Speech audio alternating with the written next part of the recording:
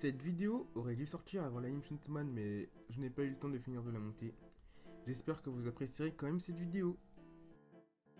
Bonjour, vous avez forcément déjà entendu parler ou vu cet omni du nom de Chainsaw Man et aujourd'hui, je vais vous expliquer c'est quoi.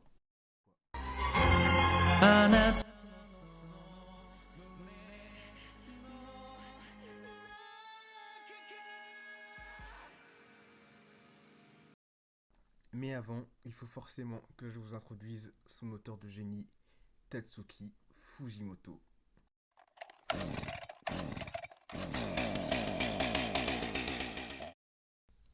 Le génie. Tatsuki Fujimoto est le scénariste et l'illustrateur de Chainsaw Man. Il est né au Japon en 1993. Il se mit à dessiner très tôt. Au collège, il s'invente un magazine de prépublication de manga qu'il gère intégralement de manière fictive. L'un d'entre eux, à la trame très dure, lui servira de base à son manga Fire Punch. On en reparlera plus tard. Dès 17 ans, Fujimoto dessine son premier one-shot, Deux poules au fond du jardin ou Niwa Tori Gaita. Nominé pour le prix mensuel du Jump SQ de décembre 2015, qui sera publié le 17 juillet 2017 dans le Shonen Jump Plus. Mais le premier gros succès de Fujimoto fut Fire Punch.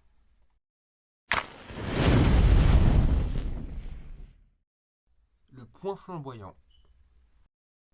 L'histoire de Fire Punch se déroule dans un monde plongé dans un hiver extrême par la sorcière de glace où les humains doivent lutter pour survivre. Certains hommes, nommés élus, sont dotés de pouvoirs surnaturels. Annie et sa sœur sont les seuls jeunes de leur village qui, pour subvenir aux besoins de leur village, vu que rien ne pousse à cause du froid, se coupent des parties de leur corps pour les donner à manger car elles ont la capacité de se régénérer. Mais un jour, le général Doma, un élu et son armée vinrent et croyant découvrir un village de cannibales, les brûla tous avec ces flammes qui ont la capacité de brûler sans fin. Annie, dû à son don de régénération, ne peut mourir, mais sa sœur, ayant un don de régénération inférieur au sien, finit par se transformer en tas de cendres. Annie, qui agit uniquement par bonne volonté d'empêcher son village de mourir de faim, perd tout et doit endurer plusieurs années de souffrance à cause d'un homme. Annie, qui était un gentil jeune homme, est maintenant mue par un désir de vengeance contre l'homme qui a brûlé sa sœur et son village. Univers cruel, froid, dur, les mondes de Fujimoto sont toujours hardcore. Ceci pour créer un récit qui tient en haleine. Fire Punch parle de mise en scène et de mensonge. Maintenant que je vous ai introduit à l'univers de Fujimoto, il est temps de vous parler du fameux violent, grotesque, incroyable, marrant, barré, Chainsaw Man.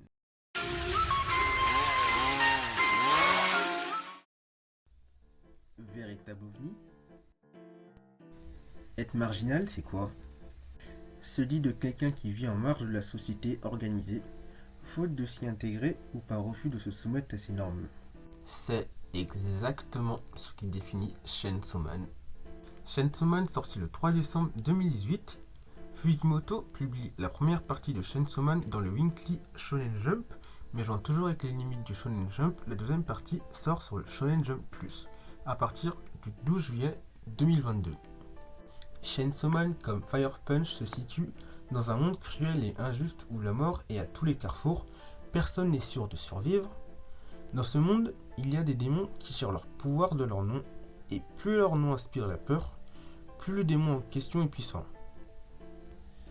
Il y a les Devil's Hunters, des humains ayant passé un contrat avec un démon pour avoir une chance de vaincre leurs dangereux ennemis.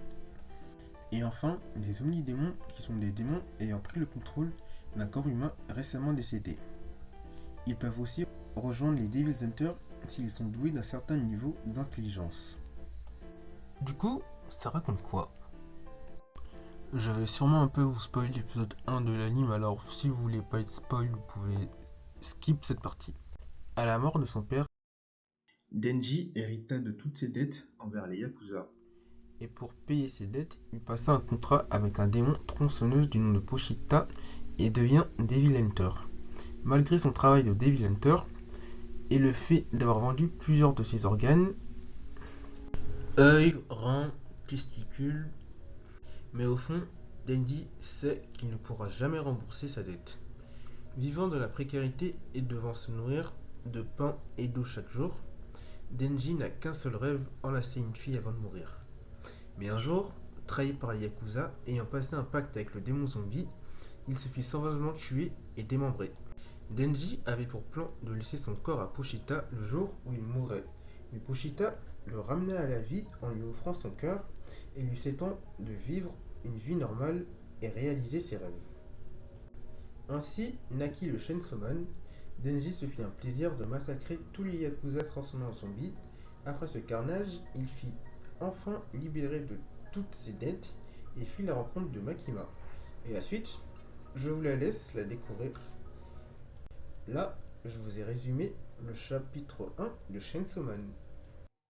Pas mal, n'est-ce pas? Chainsaw-Man nous fait souvent nous poser des questions comme: les rêves des uns sont-ils plus nobles que les autres?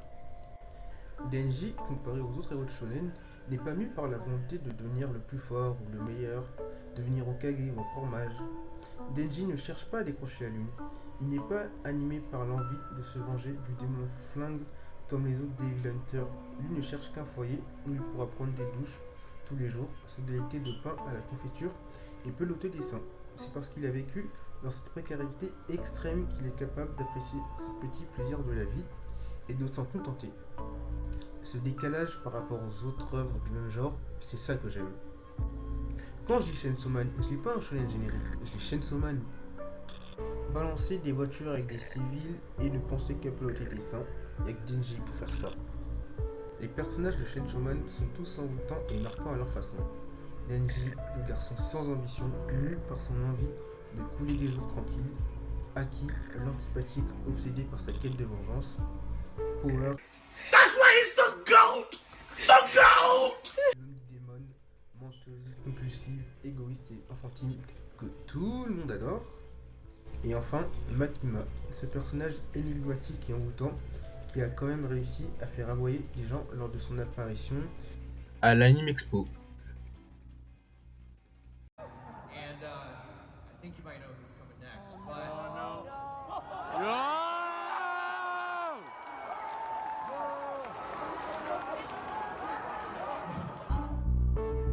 Fujimoto adore mettre ce qu'il veut dans son œuvre, d'où toutes ses rêves à la pop culture.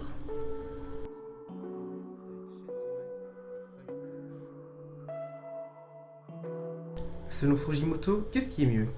Un wow effect très vite oublié ou une œuvre qui interpelle et intrigue sur le long terme? C'est le dernier effet que Fujimoto nous laisse avec Chainsaw-Man et Fire Punch. Au Japon, il a déjà écoulé 11 millions d'exemplaires de Chainsaw-Man, ventes numériques comprises. En France, les ventes sont estimées à 440 000 exemplaires depuis mars 2020. J'espère que vous avez apprécié cette vidéo. J'ai pris beaucoup de temps à la sortir. Oh my god! Oh my god, bro. Oh hell!